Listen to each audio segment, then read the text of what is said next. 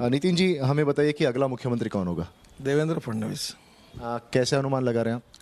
100% BJP Shiv Sena alliance को record break margin से victory मिलेगी और देवेंद्र ही महाराष्ट्र के मुख्यमंत्री बनेंगे। बीजेपी 164 सीटें लड़ रही है, अब तक सबसे ज़्यादा सीटें। ये पहले काम कांग्रेस करती थी। ये जो 5 साल में ये बदलाव आया है, इसके पीछे कारण क्या है? 5 साल में मोदी जी के नेतृत्व में देश में जो विकास के काम हुए और महाराष्ट्र में हुए, उसका ये परिणाम है।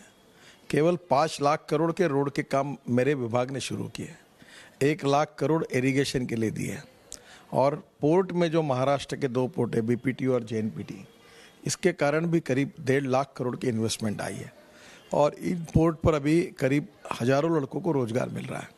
महाराष्ट्र में जिस प्रकार से भारत सरकार के अन्य विभागों ने काम किया और उसके साथ साथ देवेंद्र जी के नेतृत्व में जल संधारण का काम हो, रोड इंफ्रास्ट्रक्चर का काम हो, पावर के सेक्टर का काम हो, किसानों के लिए अनेक कर्जा माफ करने की योजना हो, तो परफॉर्मेंस जो था देवेंद्र जी के सरकार का भी, वो भी इतना अच्छा था।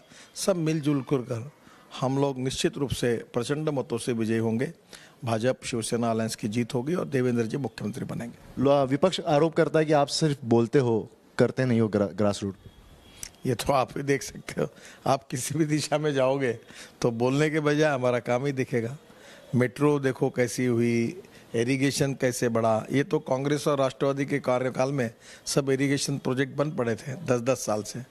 हमने उसके लिए पैसे दिए, 1 लाख करोड़ दिए मैंने। 20,000 करोड़ प्रधानमंत्री सिंचाई योजना में, 26 मीडियम प्रोजेक्ट जो लटके हुए थे 10 साल से, उसके काम शुरू हो गए, कुछ पूरे हुए। अगर ये आटपाड़ी, जत, सांगली और सातारा और सोलापुर जिले के सूखेग्रस्त भाग में जो पानी पहुंचा है, किसने पहुंचा है? तो पानी पहुंचा है। तो मुझे लगता है वो कुछ भी कहते रहे, वो कैसे हमारे काम को एक्सेप्ट करेंगे? काम हमने किया, जनता इसको स्वीकार करती, ये महत्वपूर्ण है। अगले 5 साल में शिवसेना, एनसीपी और कांग्रेस, इनका अनुमान क्या लगा सकते हैं?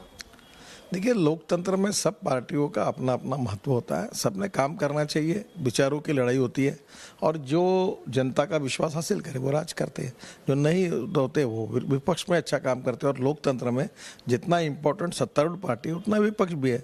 मैं अनेक सालों तक विपक्ष में मैंने काम किया, विपक्ष का नेता था, वो भी काम करना उतना ही महत्वपूर्ण है और जो रोल हमको मिलेगा वो करेंगे। अरुण जेटली के बाद आप ऐसे नेता हैं जिनकी पैंट सब पार्टियों में होती है। हमें बताइए कि जिस तरह से विपक्ष के नेताओं को ईडी बार बार बुला रही है, तो इसके पीछे विपक्ष कह रहा है कि ये एक तरह से विपक्ष को खत्म करने की राजनीति है। देखिए, मुझे ऐसा लगता है कि कानून अपना काम करता है और ये सब कुछ जो हो रहा है, इसके पीछे जो कुछ केसेस है उसमें सरकार का हस्तक्षेप नहीं है और ना सरकार का कोई संबंध है। मैं इतना ही कहूँगा, और जब तक कोई बात सिद्ध नहीं होती तब तक किसी पर आरोप करना भी उचित नहीं होगा। टोल से आपको 30,000 करोड़ आ रहा है। मैंने अभी जाहिर किया है कि अगले 5 साल में रोड्स का हमारा इनकम 1 लाख करोड़ होगा। उसमें टोल का होगा, हम पेट्रोल पंप के लिए जगह देंगे, उसका इनकम हमको मिलेगा।